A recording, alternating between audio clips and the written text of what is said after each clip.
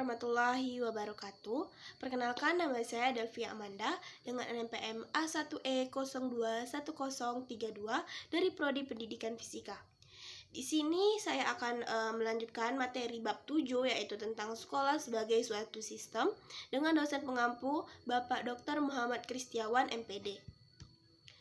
Yang akan dibahas itu ada 6 tema. Yang pertama ada pendidikan sistem, yang kedua ada sekolah sebagai suatu sistem, yang ketiga ada input sekolah, yang keempat ada proses sekolah, yang kelima ada output sekolah, dan yang terakhir ada outcome sekolah. Yang pertama itu saya akan bahas tentang pendidikan sistem. Sistem menurut Oxford English Dictionary adalah sekumpulan hal yang saling berhubungan atau saling tergantung sehingga membentuk suatu kesatuan yang kompleks. Suatu keseluruhan yang terdiri dari bagian-bagian yang telah disusun dengan teratur menurut seksama atau rencana tertentu. Menurut The Random House Dictionary of the English Language, sistem adalah suatu kumpulan fakta, prinsip, doktrin, dan lain-lain semacamnya dalam bidang khusus mengenai pengetahuan atau pemikiran. Kumpulan itu tersusun rapi dan bersifat komprehensif. Dari pendapat tersebut dapat disimpulkan bahwa sistem adalah satu kesatuan yang utuh yang saling berinteraksi, berkomunikasi, ketergantungan satu sama lain dengan maksud untuk mencapai tujuan dari sistem tersebut. Selanjutnya, menurut Fatah tahun 2006 halaman 6-8, pandangan pendidikan sebagai suatu sistem itu dapat dilihat secara mikro dan makro. Secara mikro, pendidikan dapat dilihat dari hubungan elemen peserta didik, pendidik, dan interaksi keduanya dalam usaha pendidikan. Sedangkan secara makro menjangkau elemen-elemen yang lebih luas. Berbagai elemen dalam suatu sistem pendidikan itu perlu dikenali secara mendalam sehingga dapat difungsikan dan dikembangkan. Disinilah persoalan pentingnya penguasaan pendekatan sistem untuk mengkaji masalah-masalah kelemahan dalam mencapai tujuan secara efektif dan efisien. Dengan demikian akan tampak peninjauan secara mikro maupun makro. Berdasarkan pendekatan sistem dapat menghasilkan keputusan yang berupaya perbaikan sistem, sebagian atau seluruhnya, bertahap atau sekaligus. Keputusan ini dilakukan untuk mencapai tujuan pendidikan yang diinginkan secara optimal. Dilihat dalam dua hal, yaitu yang pertama ada pendidikan secara mikro dilihat dari hubungan elemen peserta didik, pendidik, dan interaksi keduanya dalam usaha pendidikan.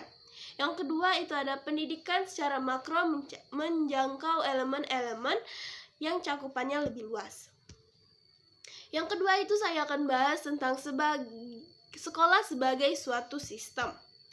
Sekolah sebagai suatu sistem mencakup beberapa komponen, di mana di antara komponen-komponen tersebut saling terdiri dari beberapa faktor, dan komponen yang satu dengan yang lainnya saling terkait, sehingga membentuk sebuah sistem.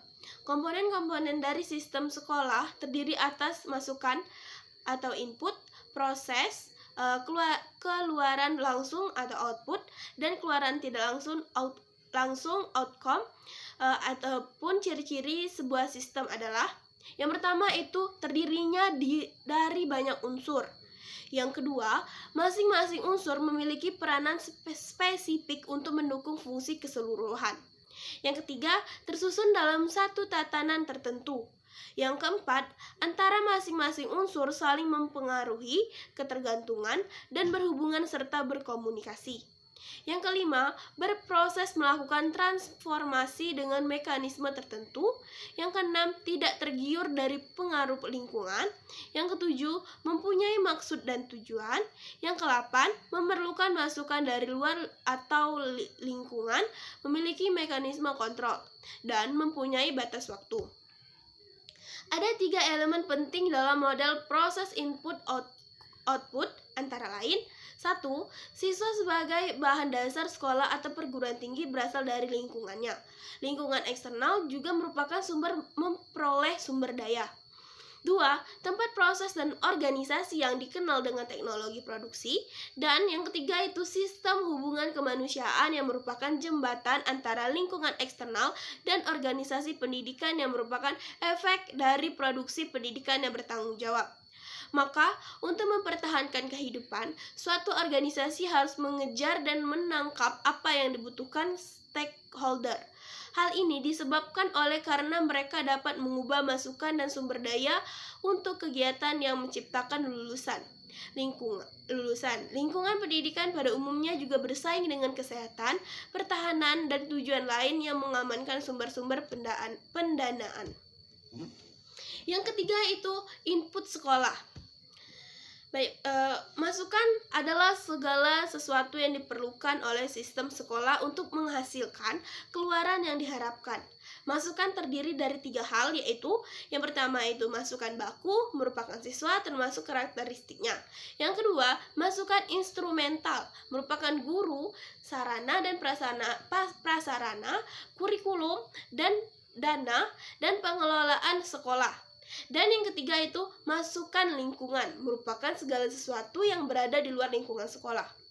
Untuk ketercapaian pendidikan bermutu, fungsional, produktif, efektif, dan akuntabel, maka diperlukan beberapa hal yang terkait dengan input antara lain peserta didik, ketenagaan, fasilitas, biaya, kurikulum, perencanaan, dan evaluasi, serta hubungan dengan masyarakat dan iklim sekolah yang memadai.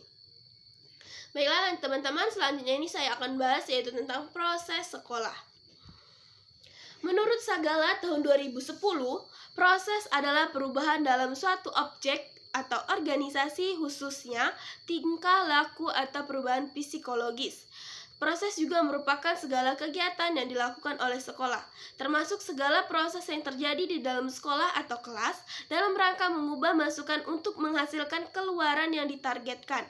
Proses ini mencakup kegiatan belajar mengajar, kegiatan pengelolaan sekolah, serta kegiatan administrasi sekolah.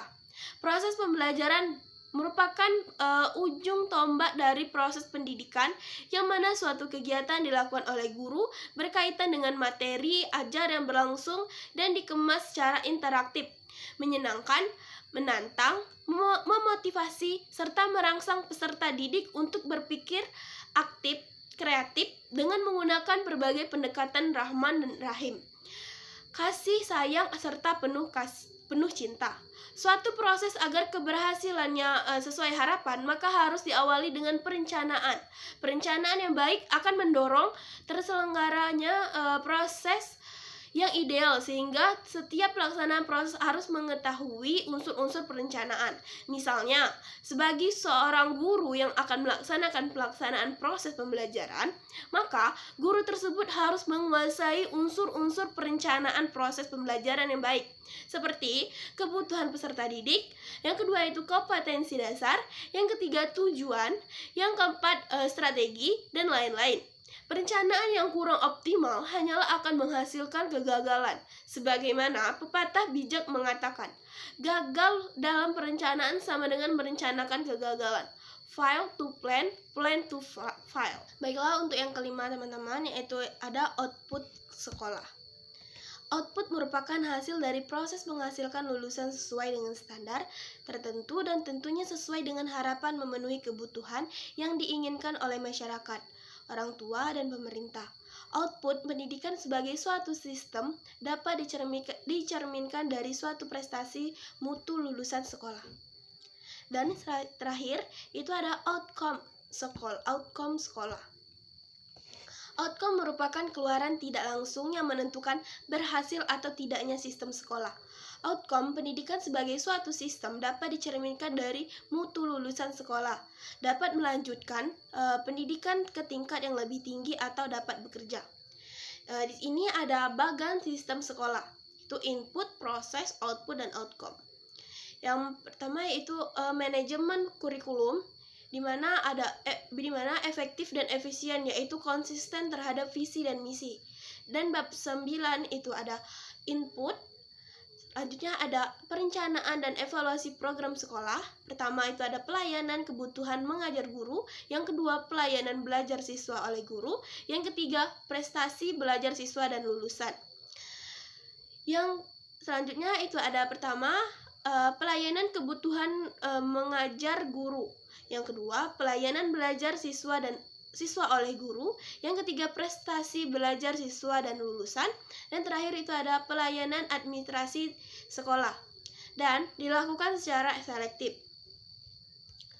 Baiklah teman-teman, mungkin itu saja yang dapat saya sampaikan di materi bab 7 ini. Semoga bermanfaat. Saya ucapkan terima kasih. Wassalamualaikum warahmatullahi wabarakatuh.